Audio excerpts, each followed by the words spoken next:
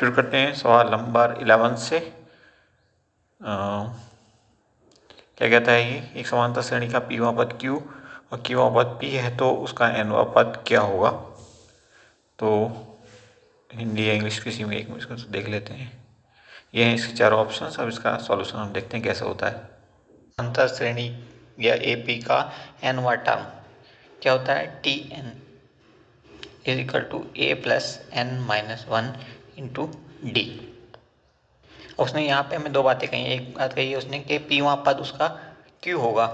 क्या होगा, Q होगा। कौन सा पद, पीवां पद। ये तो वही रहेगा, पहला पद होता है A, N की जगह में रख देंगे P, तो P-1 हो जाएगा इंटू डी। इक्वेशन नंबर 1 हो गई। ऐसे इक्वेशन नंबर 2 में वो क्या कह रहा है हमसे, दूसरी शर्त के मुताबिक इक्वेशन नंबर 2 बनेगी और दूसरी शर्त में वो कह रहा है कि P is equal to A plus, यहाँ पर हो जाएगा Q-1 इंटू डी।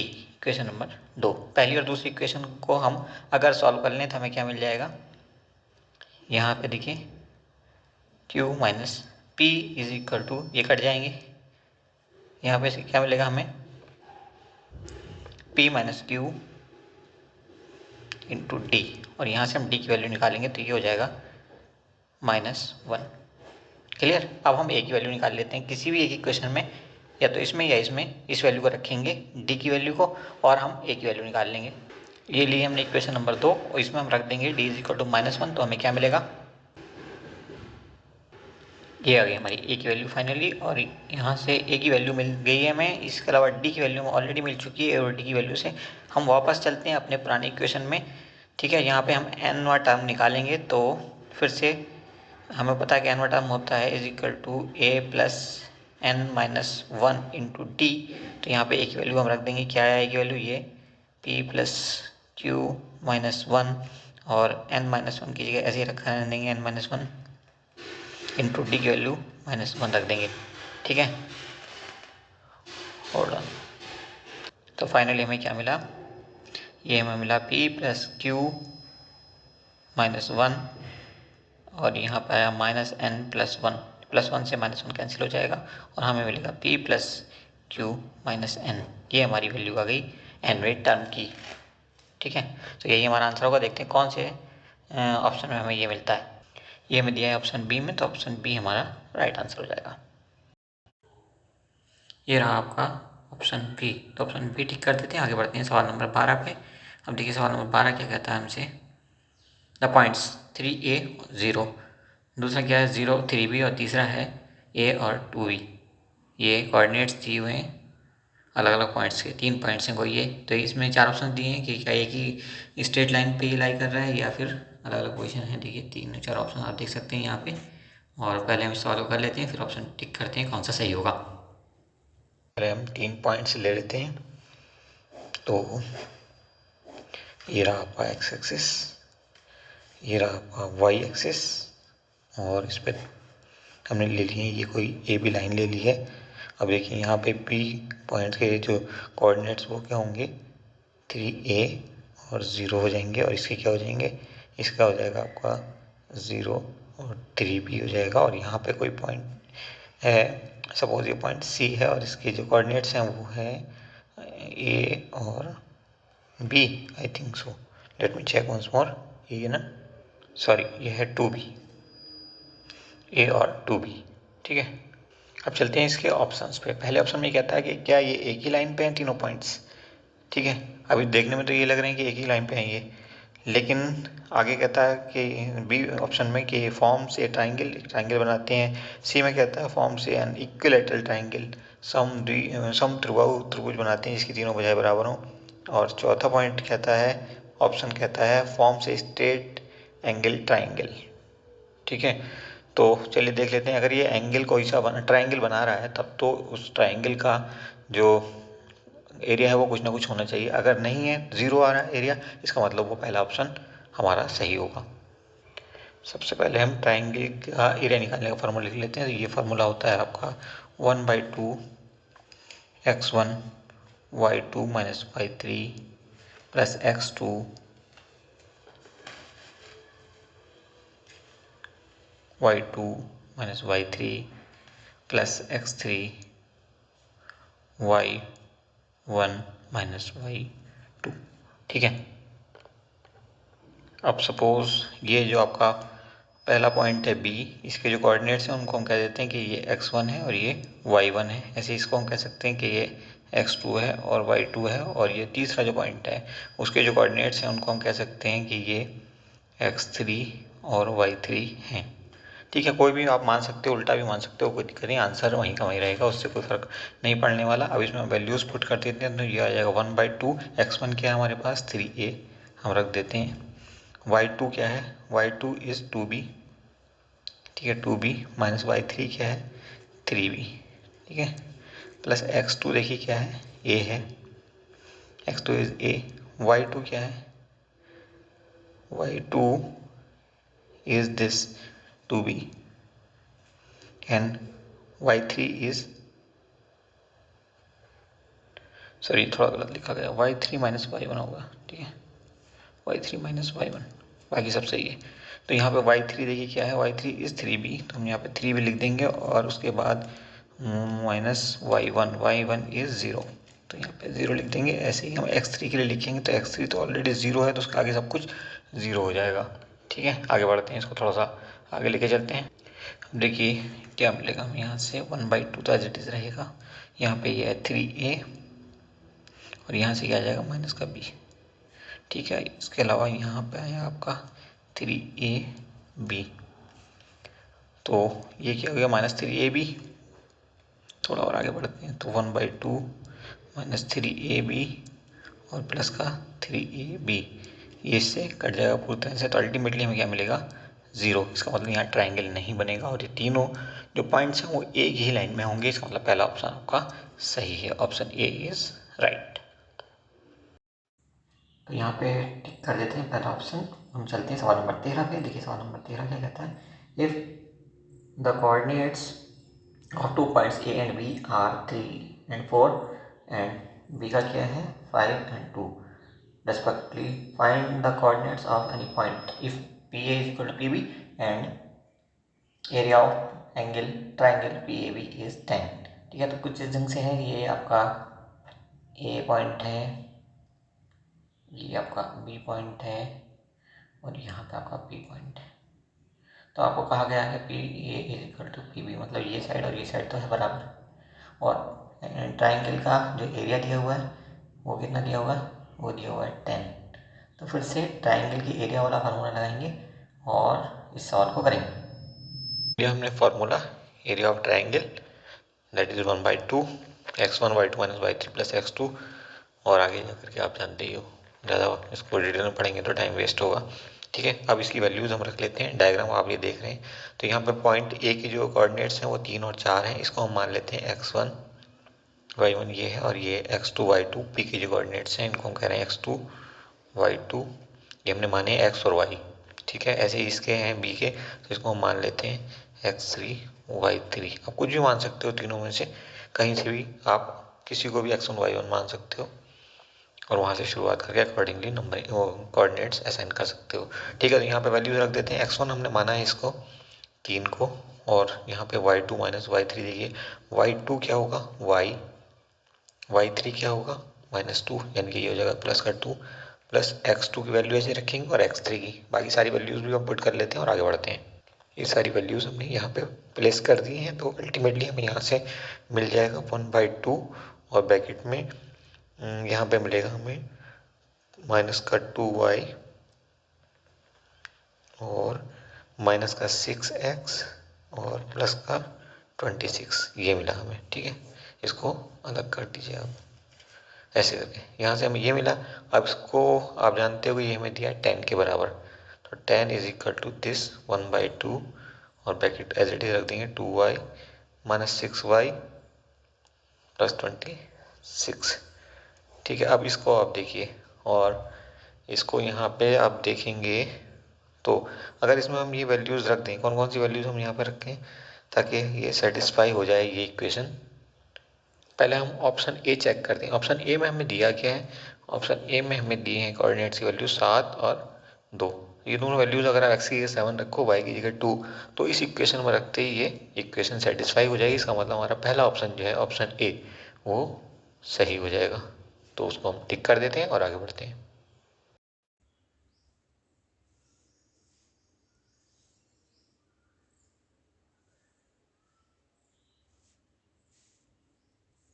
अब देखिए क्वेश्चन नंबर 14 कहता है कि एक राइट एंगल ट्राइंगल है, ठीक है, कुछ इस ढंग से ABC। तो ए ये है, C A is equal to B, angle C is 90। Okay, तो सी ये हो जाएगा और बी हो जाएगा आपका ये, ठीक है। अब यहाँ से सी डी जो है एक परपेंडिकुलर खींचा गया ए बी के ऊपर 90 डिग्री पे। यहाँ पे एक लाइन और है जिसमें कहा है सी डी, और ये 90 डिग्री के एंगल्स हैं, दोनों एंगल। क्लियर। बी सी का आ रहा है कि ए है, B C is equal to A, small a, C A is equal to B, ये है आपका बी, और A B is equal to C, ये जो ए बी है ये है स्मॉल सी, ठीक है। And C D is equal to P, C और डी जो है ये क्या है, पी है।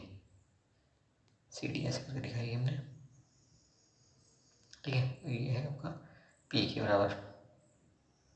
और कुछ दिया है, then A square 1/a² + 1/b² is equal to what, ठीक है। तो ये जो कि राइट एंगल ट्राइंगल है, तो इसमें एक चीज़ तो क्लियर है कि C² is equal to A² + B²। Pythagoras theorem से आप ये जानते हो, क्लियर।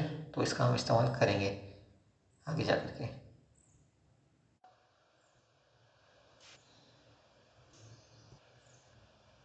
ये बन गया हमारा पूरी तरह से डायग्राम। यहाँ पे हमने ज़्यादा अच्छे से दिखाया हुआ, और यहाँ पे एक चीज़ छूटी हुई है, स्मॉल सी है ये ए बी। Okay, clear. और ये हमें दिया है, सॉरी ये हमें पता करना है कि 1/a² + 1/b² is equal to what. Pythagoras theorem क्या कहती है कि C² is equal to A² + B²। ये हमें आगे जाकर हेल्प करेगा। चलिए शुरू करते हैं इसको। अब देखिए यहाँ पे कौन कौन से ट्राइंगल बन गए। एक तो हमारा ABC जो दिया था हमें वो है ये, ठीक है। दूसरा ट्राइंगल बना ये हमारा ADC, और तीसरा ट्राइंगल हमारा बना BDC। ये 3 ट्राइंगल बन गए, और 3 के 3 ट्राइंगल क्या है, सिमिलर हैं। इसका मतलब क्या हुआ कि उनके करस्पॉन्डिंग साइड के रेशियो जो हैं वो सेम होंगे।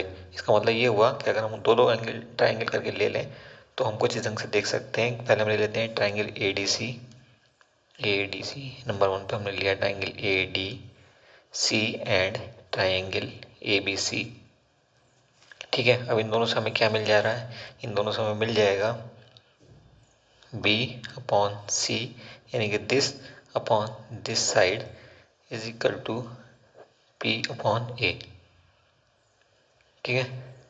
इसको हमने कह दिया इक्वेशन नंबर 1, या हम इसको इस ढंग से लिख सकते हैं कि P is equal to AB/C। यहाँ से हमें P की वैल्यू ये मिल गई। ऐसे ही हम दूसरे केस में 2 ट्राइंगल और ले लेते हैं। दूसरे केस में हमने कौन कौन ट्राइंगल लिए, हमने ले लिया triangle BDC and triangle ABC। अब आप यहाँ पे देखिए, यहाँ पे हमें मिल जाएगा, अगर हम A/C रखते हैं, A/C, तो ये इज इक्वल टू P/B मिलेगा। इसका मतलब यहाँ से हमें P की वैल्यू मिलने वाली है, वो कितनी हो जाएगी, AB/C, ठीक है। इसको आप इक्वेशन नंबर 2 भी कह सकते हो, हालांकि दोनों बराबर हैं। अब हम क्या करेंगे, यहाँ से या यहाँ से कहीं से भी हम P की जो वैल्यू दी है, इसको पूरे को देखिए, बल्कि P is equal to AB/C दिया हुआ, अगर दोनों साइड का स्क्वायर करते हैं तो P² is equal to A²B² हो जाएगा। और यहाँ से हम C की वैल्यू ले सकते हैं क्या, C² is equal to A²B²/P², ठीक है। इस वैल्यू को हम C की वैल्यू में रख देते हैं जो हमें पाइथागोरस थ्योरम से मिली है। यहाँ पे हम रख देते हैं C की वैल्यू, और वो हमें A²B²/P² is equal to A² + B²। आगे सिंप्लीफाई करते हैं। इस नई इक्वेशन को अगर हम A² B² से डिवाइड करते हैं तो हमें मिल जाएगा 1/P² is equal to 1/B² + 1/A², ठीक है। इसकी वैल्यू हमसे पूछी है, और ये किसके बराबर आ रही है, 1/P² के। तो ये हमारा आंसर होगा। देखिए कौन सा ऑप्शन में दिए ये आंसर हमें ऑप्शन बी में हमें ये आंसर मिल रहा है, तो ये हमारा राइट आंसर हो जाएगा। सवाल नंबर 15 देखते हैं क्या कहता है। Number of possible isosceles triangles excluding the case of equilateral triangle with integer length of its sides such that the sum of any two side is 10।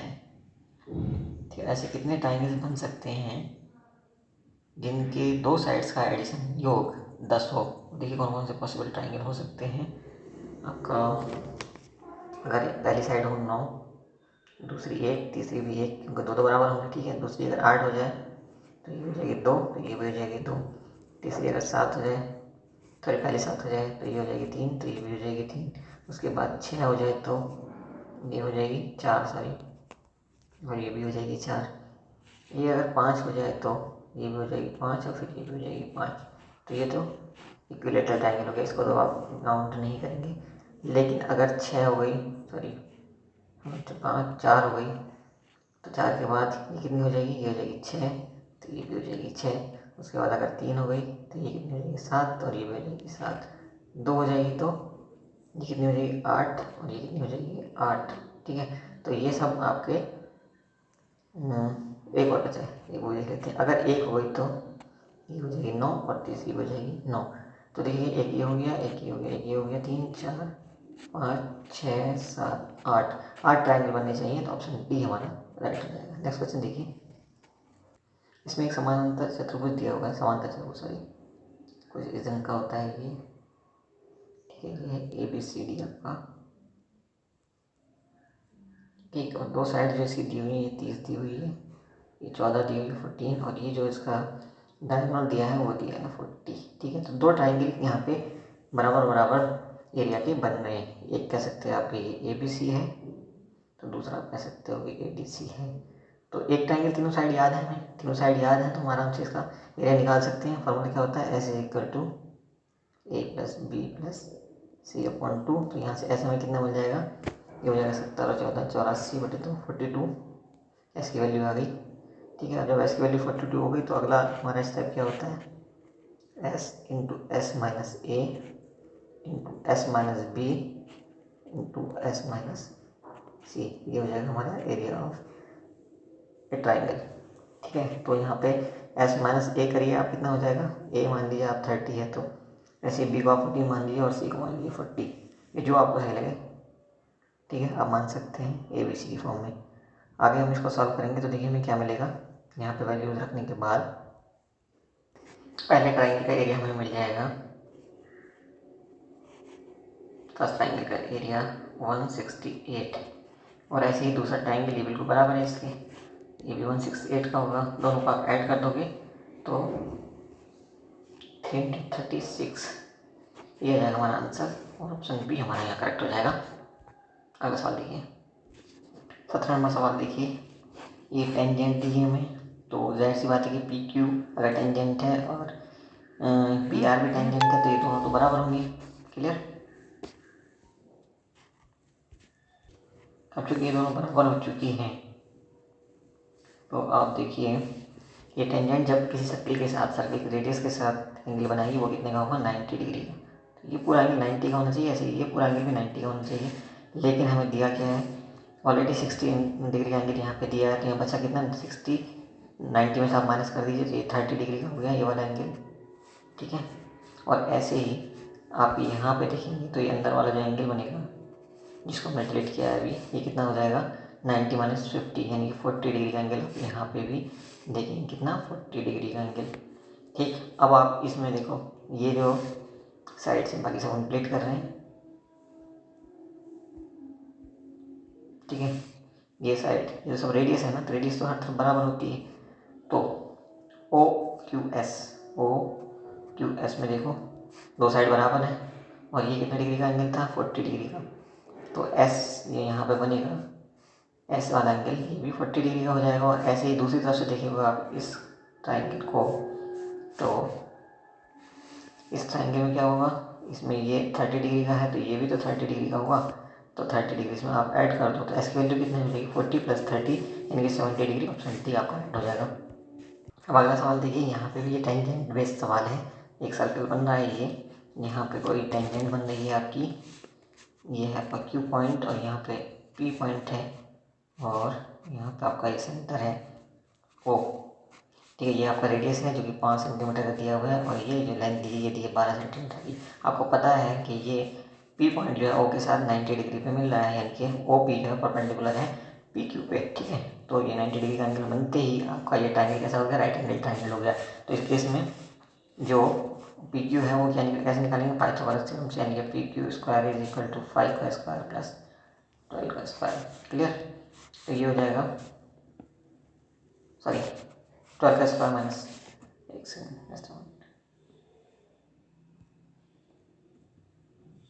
O Q square is equal to O P square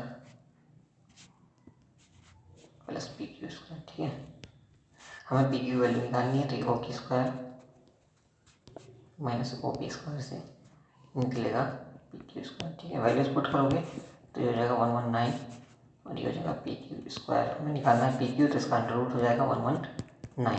ठीक है, तो option कौन सा सही हो जाएगा आपका, पहला ऑप्शन सही हो जाएगा। अगला सवाल देखिए 19 नंबर कहता है कि ये एक ट्रायंगल के अंदर सर्कल बना हुआ है। ठीक है, अब हमें ये जो साइड दी है ये दी है कितनी, 14, और बी सी दी है 8, और तीसरी जो साइड दी है वो दी है 12। क्लियर। अब क्या कहता है, length of A D B E and C F respectively are. A D B E और सी एफ की जो लेंथ है वो कितनी होगी, तो ए डी ये है, ठीक है, बी ई ये है और सी एफ ये दिया है। इन तीनों की लेंथ को हम लोग पता करना है। तो आप यहाँ पे भी देखेंगे टेंजेंट कुछ दिखाई दे नहीं आपको, यहाँ पे देखिए टेंजेंट पहचानिए पहले आप। तो आपको ए डी एक टेंजेंट है पॉइंट ए से, ठीक है, इस सर्कल के ऊपर, और ऐसे ही ए बी भी, सॉरी ए एफ भी एक टेंजेंट है और ये दोनों बराबर होंगे। क्लियर, यानी कि ये और ये बराबर होंगी, और ऐसे ही आप कह सकते हो कि ये और ये भी बराबर होंगी, यानी कि बी ई और बी डी भी बराबर होंगी, और ऐसी दोनों साइड्स ये वाली ई सी और सी एफ भी बराबर होंगी। तो ये भी टेंजेंट है, कहाँ से, सी से टेंजेंट है। क्लियर। अब आप देखिए इन तीनों साइड्स का एडिशन हमें दिया है 34, ए बी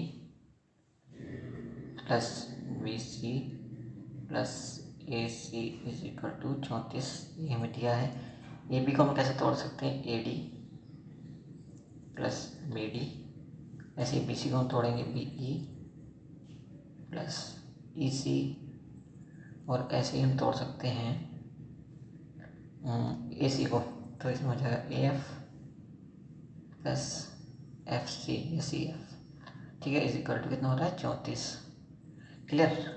अब ये ए डी तो आपका किसके बराबर है, ए एफ के बराबर है, ये है ए एफ और ये है ए डी, तो इन दोनों के बदले ए डी रख सकते हैं, 2 ए डी हम। ठीक है, ऐसे ही हम रखेंगे बी डी और बी ई, ये दोनों भी बराबर हैं, तो इन दोनों के बराबर बदले हम रख सकते हैं 2 बी डी। ठीक है, और ऐसे ही हम रख सकते हैं तीसरी साइड में जी हमारी ई सी और सी एफ बराबर हैं, तो उन दोनों के बराबर ही हम सी एफ ही रख लेते हैं। ई सी और सी एफ दोनों बराबर हैं, इनके बदले में क्या रखा, सी एफ। ठीक है, तो यहाँ पे कर लेते हैं 2 सी एफ। ठीक, अब इतना रह गया है हमारे पास। ठीक है, और इज इक्वल टू कितना है, 34। ठीक, अब 2 लग चुका है, 2 यहाँ से कॉमन ले लेंगे, इसका मतलब ये हो जाएगा कि आगे यहाँ से हमें वैल्यू मिल जाएगी। चलो सी एफ की वैल्यू ले लेते हैं हम। ठीक है, ए डी की वैल्यू यहाँ पर रख देंगे, A D plus B D, तो हमें पता है कितना, 14 है, तो 14 वैल्यू रखेंगे, तो यहाँ पे हमें मिल जाएगा क्या, सी एफ। सी एफ कितना मिलेगा, 3।